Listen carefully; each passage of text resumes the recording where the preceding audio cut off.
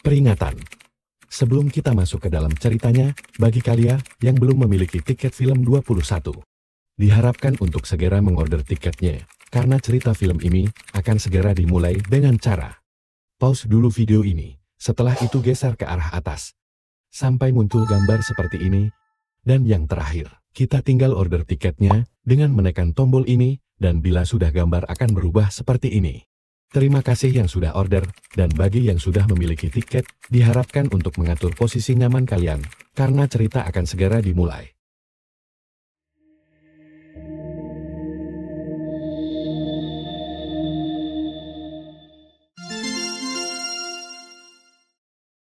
Film berlatar di Arizona, dan di sana kita diperlihatkan tukang pisau keliling yang lagi mau ngisi bensin.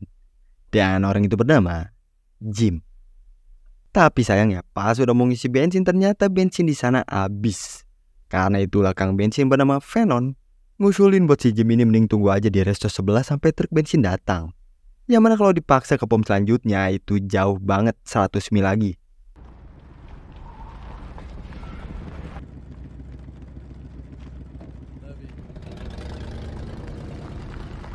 Pas si Jim lagi nyetir radio, Jim ngedenger kalau telah terjadi perampokan pagi ini di Bank of Arizona dengan mobil pelaku Pinto hijau.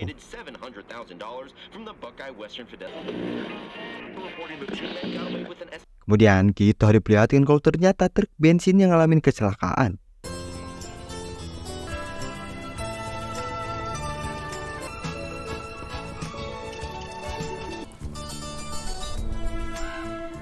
Dan di dalam resto, Jim ini langsung ngobrol sama pelayan di sana yang bernama Charlotte sambil nawarin pisau dagangannya, dan juga si Charlotte yang juga nawarin menu terbaik di sana.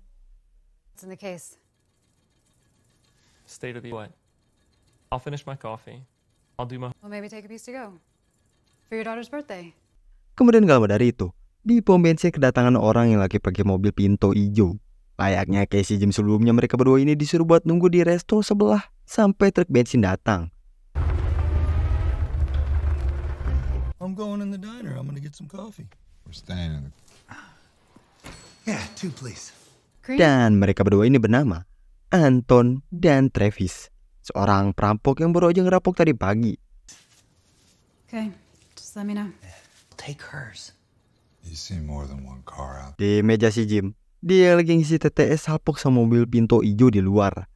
Dan gak lama dari itu si Charlotte ini datang buat minta si Jim ini tunjukin pisau dagangannya. So, the handles are hand-carved wood. Show off how they stay sharp. It's all right. I can already tell how sharp they are. Tapi karena masih kepikiran sama berita perampokan tadi pagi, Jim ini langsung kasih tahu si Charlotte kalau mobil si perampok ada di sini. Charlotte yang denger itu, dia ini malah pengen langsung laporin ke si Charlie, suaminya. Buckeye. I think they would be the... Sedangkan di meja para perampok, si Anton yang orangnya hati-hati, dia pun sadar curiga sama obrolan mereka berdua. Charlie! Yes, Virginia. Damn it, she hung up. Well, it took you long. Who were you calling? Dan ya sayangnya karena terlalu mencolok, Charlotte ini langsung ditodong sama si Anton yang alhasil dia ini gagal buat laporin ke suaminya. Dan malah sekarang keadaan punya ditegang karena identitas mereka berdua ini udah kebongkar.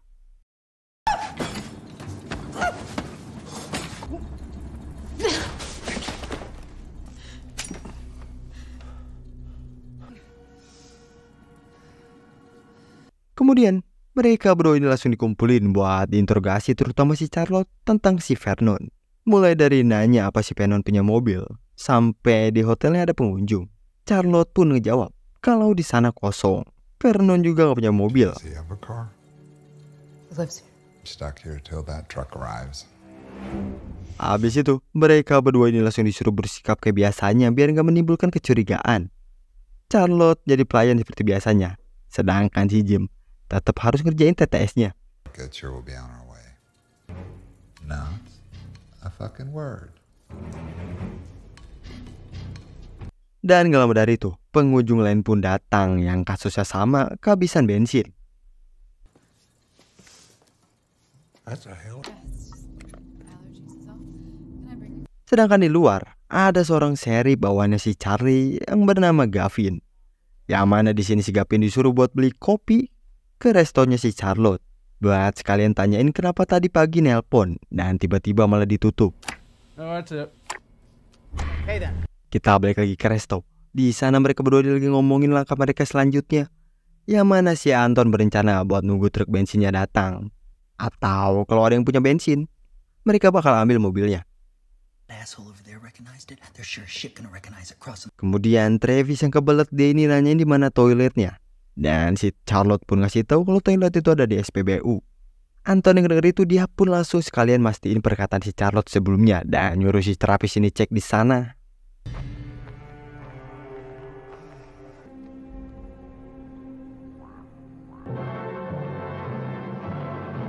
Got anyone staying in that motel, do you? Sedangkan di tempat lain, kita diperlihatkan ada sepasang kekasih bengal. Dan mereka berdua bernama Mills dan Sybil. Yang mana mereka berdua ini lagi ngebahas tentang perampokan tadi pagi.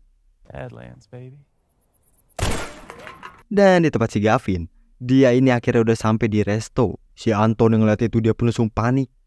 Tapi untungnya si Gavin ini gak tahu apa-apa tentang situasi di resto. Dan langsung pesen kopi serta ngasih tahu pesan si Charlie. Charlotte yang denger itu, dia pun jawab kalau dia nelpon itu tentang truk bensin yang belum juga datang. Just the 2 coffees? Oh, better make it 3. No, Where about? in Waco.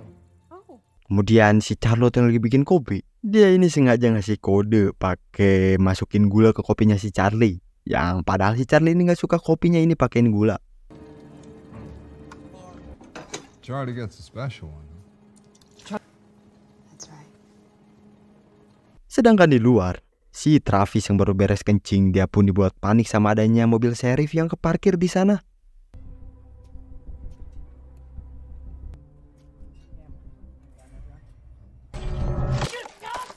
Dan ya, karena tabrakan tadi, rencana yang udah disiapin si Charlotte ini jadi berantakan yang ngebuat si Charlotte ini gak bisa bikin sebuah kode lagi ke si Charlie. Karena si Anton yang terus-terusan mantau si Charlotte.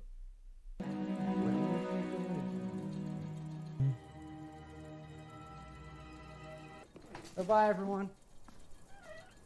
Abis si Gavin cabut, Travis pun langsung kasih tahu informasi kalau emang bener apa yang dikatain si Charlotte.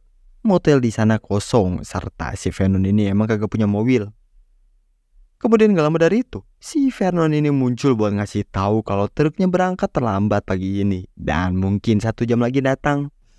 If they're not here within an hour. Habis itu, Vernon ini makan di sana. Si Vernon yang lagi nunggu, dia pun salpok sama kabel telepon di sana yang udah keputus. Sedangkan di kantor polisi, si Gavin ini udah sampai di sana dan langsung laporin ke si Charlie kalau truk bensin belum juga datang. Okay. Yeah, but that's probably why she hung up. She just didn't seem herself. Oh. Kita balik lagi ke resto. Karena udah kepo, si Vernon pun langsung nanyain kenapa kabel telepon itu putus. Dan di sini Charlotte pun gak jujur, yang mana dia ngejelasin kalau kabel itu kesangkut dan jadi kebelah 2. Yang mana penjelasan si Charlotte ini ngebuat si Vernon ini jadi curiga. Snap right in half. So,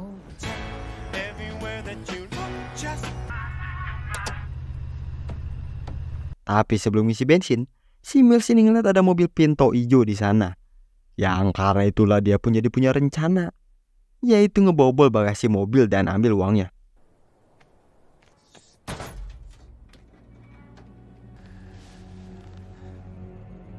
Here, I told you to stay over there and keep a lookout. I can see. Some goddamn muscle into it. Tapi gak lama dari itu, si Vernon ini keluar yang ngebuat mereka berdua ini gagal ngelakuin aksinya. Serta mereka pun dikasih tahu kalau bensin sekarang habis, yang alhasil mereka berdua ini ikut kejebak di dalam restoran kematian itu. Thanks. Or maybe.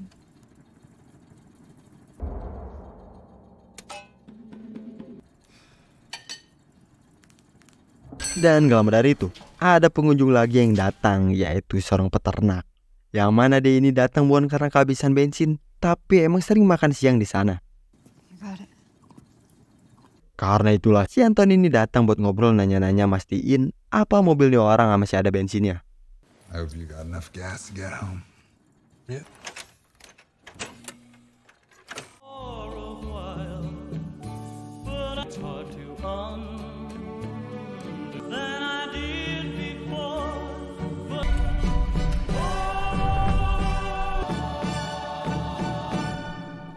Dan ya, karena itulah mereka berdua ini langsung beraksi buat ngambil mobil si peternak sambil nyandra si Charlotte.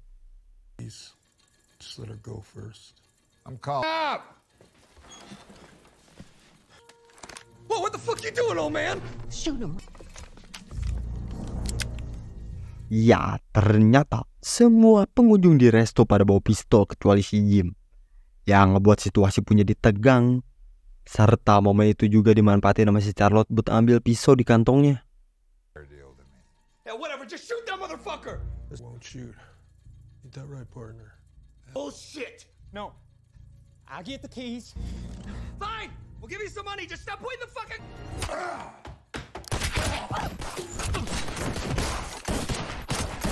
Adu tembak pun terjadi. Travis yang gak kena sama sekali tembakan, dia pun langsung nyuruh keluar si Sybil sama si Jim yang lagi pada ngumpet.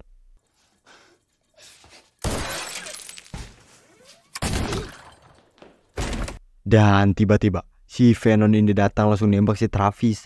Tapi pas coba masuk ke dalam,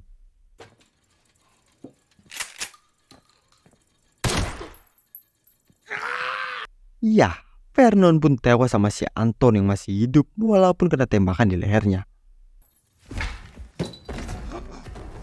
Dan sekarang tersisalah tinggal si Jim sama si Sybil yang masih pada selamat. Sybil yang ngeliat si Jim, dia ini langsung ambil pistol buat memperingatin si Jim kalau uang rampokan itu buat dia. Jim yang denger itu, dia ini gak peduli, ya nurut aja karena dia ini mentingin nyawanya. Oh, you're right, sorry. That risk.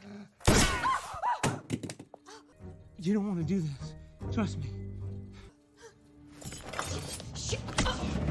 Karena udah ke pojok, Jim dengan gak sengaja refleks alami bertahan hidup, dia pun nusuk si Sybil.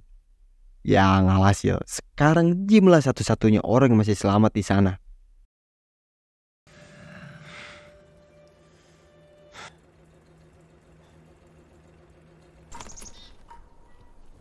Jim yang coba buat nenangin diri sendirian nyebat di luar, mutusin buat lapor polisi.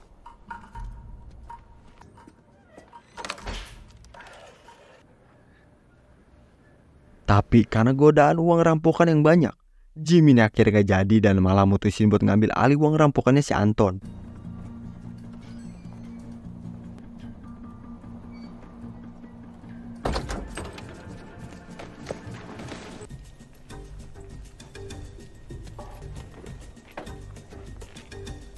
Abis uangnya udah dipindahin, Jim ini langsung sedot bensin si peternak pakai peralatan yang ada di sana.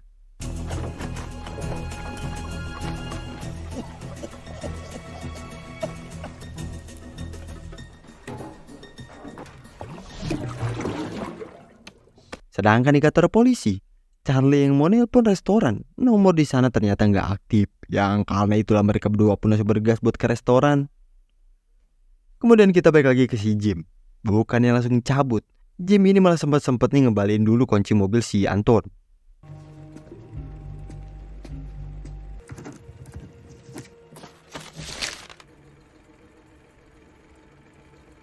Yang bener aja, karena kelamaan ada orang yang datang mau isi bensin.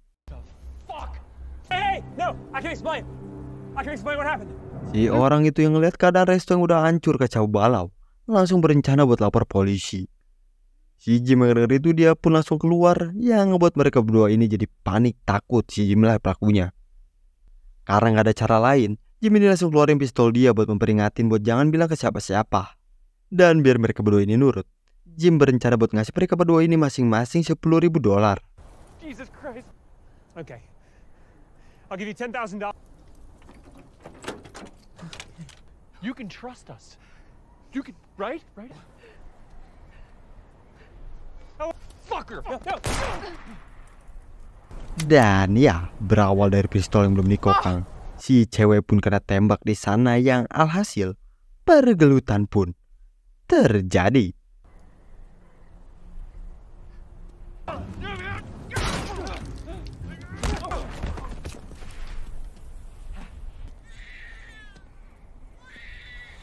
Abis semua pengganggu turu, Jim ini langsung bergas buat cabut. Sambil dia ini kagak sadar kalau ternyata tangki bensin dia ini bocor.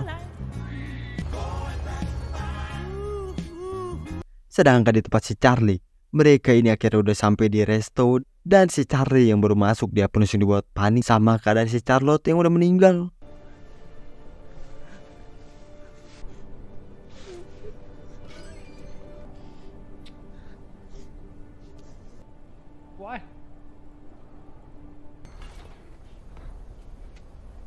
Dan pas lagi merenung di luar, si Charlie ini ngelihat kalau ada tumpahan bensin di sana, serta dia pun ngelihat ada bayi di dalam mobil.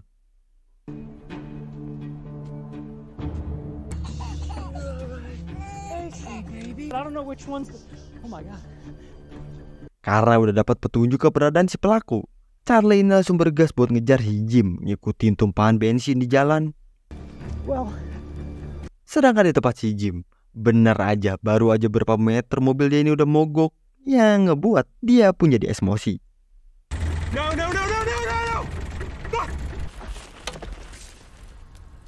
Fuck! Dan pas mau cabut jalan kaki, si Jim ini ngeliat ada truk bensin yang keguling dan bergas buat ke sana.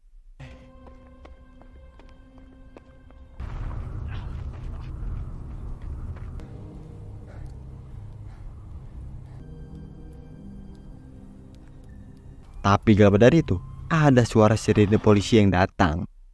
Si Charlie ngeliat mobilnya si Jim, dia pun langsung bergas buat ngecek mobil itu.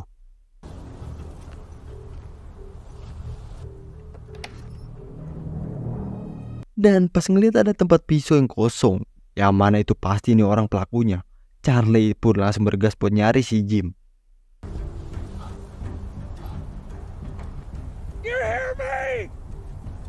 Dan pas udah ketemu, Jim di sini dia pun langsung jujur jelasin kronologi sebenarnya. Tapi sayangnya si Charlie ini kagak percaya, ngebuat adu serangan pun terjadi.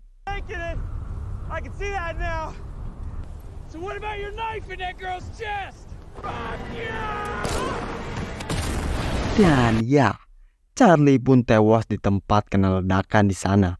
Sedangkan si Jim dia ini udah sekarat kena tembakan si Charlie.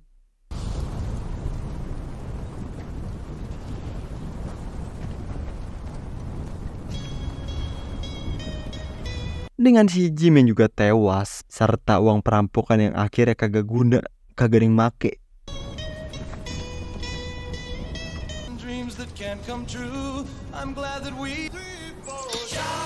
Cerita pun selesai. Nah, gimana nih cerita film kali ini? Seru gak? Coba dong komen pendapat kalian di bawah ya. Dan jangan lupa di like yang banyak. Oke? Makasih semua yang udah nonton dan juga udah order tiket film 21. See you next video. Bye-bye.